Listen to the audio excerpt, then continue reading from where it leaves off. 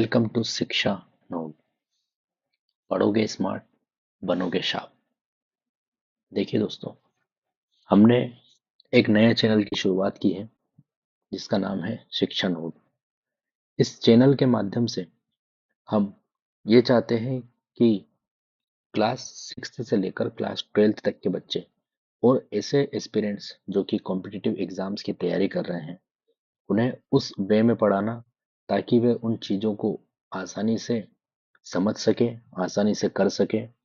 यानी कि हमें पढ़ाई को बोरिंग नहीं बनाना है, हमें पढ़ाई को क्या बनाना है, एंटरटेनिंग।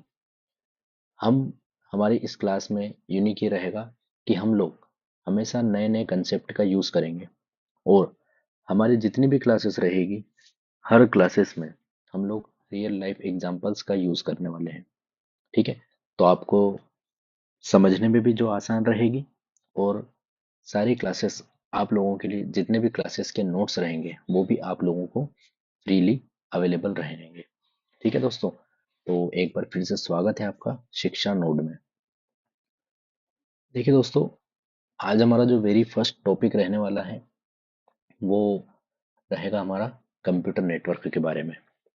ठीक है, हम लोगों ने नेटवर्क तो बहुत यूज़ किया है, हम जानते हैं कि कंप्यूटर नेटवर्क क्या होता है। ठीक है, अगर हम नहीं भी जानते तो थोड़ा सा मैं एक बेसिक इंट्रो देना चाहूँगा उसके बारे में। कंप्यूटर नेटवर्क क्या होता है? कंप्यूटर नेटवर्क एक ग्रुप है दो या दो से ज्यादा इंटरकनेक्टेड डिवाइसेस का। ठीक है, जैसे कंप्यूटर है, मोबाइल है, प्रिंटर्स है। अगर मान लीजिए मैंने क्या किया, दो प्रिंटर्स को आपस में कनेक्ट किया। ठीक है, या चार प्रिंटर्स को मैंने आपस में कनेक्ट किया। अब क्या है, चारों प्रिंटर्स को आपस में मैंने कनेक्ट किया है और उसे एक कंप्यूटर से कनेक्ट कर दिया। अब क्या होगा कि मान लो इस कंप्यूटर से मुझे एक प्रिंट देना है, मैं चाहता हूँ कि चार सेट्स निकालना है उसके। और चूंकि चारों ही प्रिंटर आपस में कनेक्टेड है तो एक ही कंप्यूटर से हम इनपुट देंगे और चारों प्रिंटर से हमें आउटपुट मिल जाएगा। ये सब क्यों हो पाया? क्योंकि चारों प्रिंटर आपस में कनेक्ट हैं। ठीक है, तो इसी को हम लोग बोलते हैं नेटवर्क। मतलब एक ऐसा नेट को, जैसे हम लोग नॉर्मल लैंग्वेज में भी हम लोग बोलते हैं जाल, तो नेटवर्क का मतलब क्या हो गया, एक ऐसा जाल जिसमें विभिन्न प्रकार के जो डिवाइसेस हैं, अलग अलग तरह के डिवाइसेस जो कि जैसे कि कंप्यूटर, मोबाइल्स, प्रिंटर, ये सब आपस में कनेक्ट होते हैं। कनेक्ट क्यों होते हैं? ताकि कम्युनिकेट कर सके और डेटा को शेयर कर सके। ठीक है, डेटा के अंदर हम क्या क्या लेते हैं, जैसे कोई हार्डवेयर हमें शेयर करना हो, किसी हार्डवेयर के बारे में, कोई सॉफ्टवेयर हमें शेयर करना हो, या फिर कोई भी इंटरनेट रिसोर्सेज जो हम शेयर करना चाहते हैं वो हमारे कंप्यूटर नेटवर्क के थ्रू हम लोग कर सकते हैं। आज के समय में जैसे हम देखा जाए तो मोबाइल फोन से हमारे मोबाइल नेटवर्क जो हमारे आते हैं, वो मोबाइल नेटवर्क इंटरनेट जो सबसे ज़्यादा हम जिसका यूज़ करते हैं, तो वो भी एक तरह से क्या है, कंप्यूटर नेटवर्क ही है। ठीक है, तो हमारे जो कंप्यूटर्स हैं, मोबाइल से, ये सारे नेटवर्क के माध्यम से ही चल रहे हैं। ठीक है, अब ये जो नेटवर्क हम लोग यूज़ कर रहे हैं, इस नेटवर्क के कुछ बेनिफिट्स होते हैं, कुछ एडवांटेजेस हैं। उन एडवांटेजेस पे भी हम लोग एक नज़र मार लेते हैं कि आखिर ये क्या होते हैं। ठीक है, पहला एडवांटेज है कम्युनिकेशन। जैसा कि हमने इसकी डेफिनेशन में ही पढ़ लिया कि कंप्यूटर नेटवर्क क्या होता है। कंप्यूटर नेटवर्क एक group of interconnected devices. Computer network is a group of interconnected devices जिसमें वो जो डिवाइसेस है आपस में क्या होते हैं, नेटवर्क के थ्रू एक दूसरे से कम्युनिकेट करते हैं। जैसे हमें कोई किसी को ईमेल सेंड करना है, हमें इंटरनेट की रिक्वायरमेंट होगी, चैटिंग करना है, व्हाट्सएप चैटिंग, वीडियो कॉन्फ्रेंसिंग, हमें internet is must for this.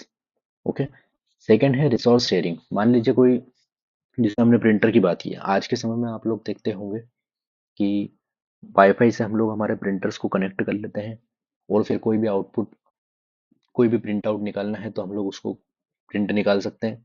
चार से पांच कंप्यूटर एक ऑफिस में रखे हुए हैं और एक प्रिंटर रखा हुआ है, तो उन चारों पांचों कंप्यूटर्स का हम लोग आउटपुट, चारों को हम लोग कनेक्ट कर सकते हैं किसी एक प्रिंटर से और उनका आउटपुट हम वहाँ पे दे सकते हैं। ठीक है, इंटरनेट, फाइल्स, ये सारे हम लोग शेयर कर सकते हैं कंप्यूटर नेटवर्क के माध्यम से। तीसरा क्या है, रिमोट एक्सेस।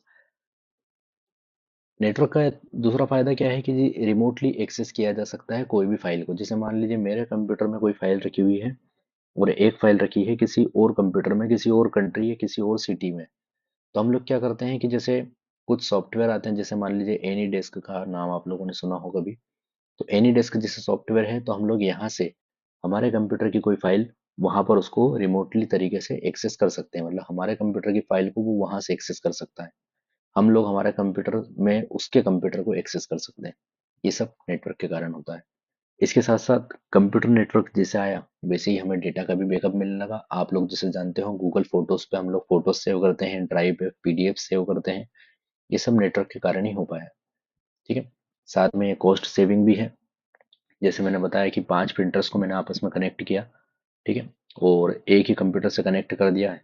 तो अब क्या हो रहा है कि हमारे लिए ये जो एक्स्ट्रा हमारा खर्चा आ रहा था, वो क्या हो रहा था, कॉस्ट जो है वो कम हो गया। ठीक है।